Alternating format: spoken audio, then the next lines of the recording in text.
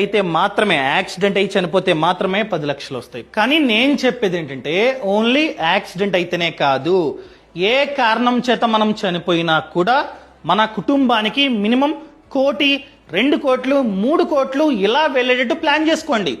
ఎందుకంటే మనం మంచిగా సంపాదిస్తున్నాం, మన కుటుంబం అంతా మన మీద డిపెండ్ అయి ఉన్నారు. రేపు మనం పోతే మన కుటుంబ సిచ్యువేషన్ ఏంటి? వాళ్ళు రోడ్డు మీద పడాల్సిన సిచ్యువేషన్ కూడా మేబీ రావచ్చు. ఎందుకంటే ఆర్థికంగా వాళ్ళందరూ మన మీద డిపెండ్ అయి ఉన్నారు.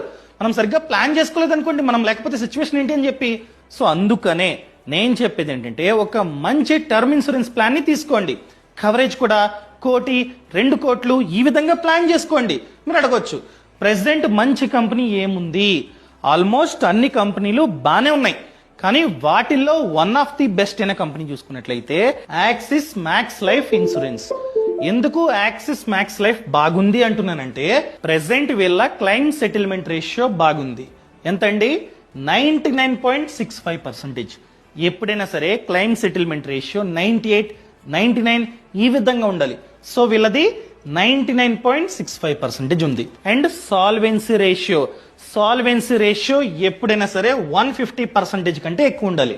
కానీ ఈ కంపెనీకి 190+ ఉంది, విచ్ ఇస్ గుడ్. అండ్ దాంతో పాటు రెన్యువల్ రేట్ ఎలా ఉందో చూసుకోవాలి. వీళ్ళకి రెన్యువల్ రేట్ చూసుకున్నట్లయితే 91